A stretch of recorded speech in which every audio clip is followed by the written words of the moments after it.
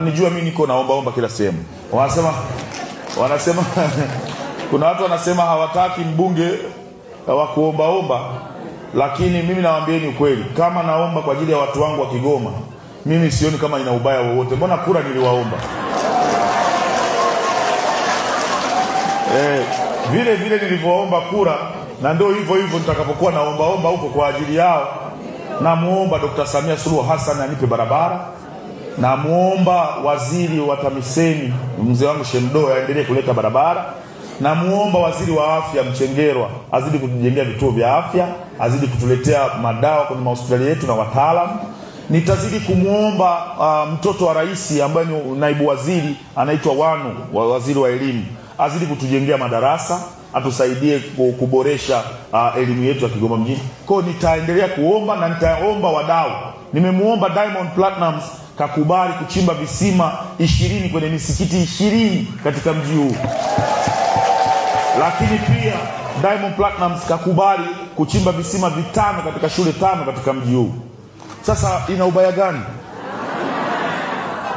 Wangapi wananiunga mkono niendelee kuomba?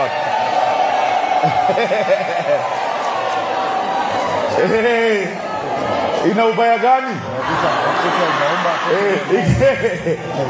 Ina ubaya gani? Wenyewe waniite tu, wakitaka kuniita omba waniite omba na haina ubaya wowote. Nimeomba tu mafuta, tu unga, tu mchele, tu nini, si utu hapa na tugawa kwa kina mama. Ina ubaya gani? Kwa hiyo kwa namna moja au nyingine, na hivi vitu vinavyofanyika kila siku, narudia, haya mambo ya futari, sijui sanda, sijui ada za wanafunzi, sijui, sio mbadala wa zile ahadi kuu ambazo niliziahidi kwa ajili ya jimbo la Kigoma mjini.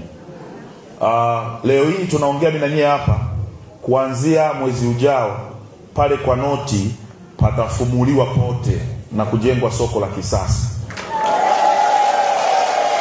Na tumeshaelekeza mfuko wa mbunge, tumeshaelekeza pesa zote zilizopatikana ziende pale. Kwa hiyo hizi ndo ahadi ambazo zinaenda kumnyanyua sasa mfanyabiashara aliyekuwa anaweka vitu vyake chini, anyanyuke aweke juu, auze kwenye taa nzuri na kila kitu, afanye biashara yake kwa raha, mustarehe na amani. Umeona bana? Kwa hizi futari na nini ni chombeza tu ya wakati tunaelekea kwenye yale ambayo tuliahidi kwa wananchi. Leo hii tunavyoongea hapa, Dr. Samia Suluhu Hassan ameelekeza zaidi ya milioni 450 kwa ajili ya kwenda kujenga barabara ya pale Zuru. Na tayari kibali kimeshatoka, tumeenda na mkandarasi, tumeenda na wataalamu, mkandarasi anapatikana Ijumaa, wanafungua hiyo zabuni. Tunaijenga barabara ya kwanza ya kukatisha katikati ya Gungu. Barabara zinapita pembeni, mle katikati ni vumbi tupu, wanalima katikati. Kwa tumepata barabara inapita katikati. Lakini watu wa Nazareti wakipita pale wanaona sasa hivi tuko Baptisti pale, tunaiunganisha Nazareti na kuunganisha na Katubuka. Lami inajengwa na taa zake. Hizi ndo ahadi ambazo tuliziahidi.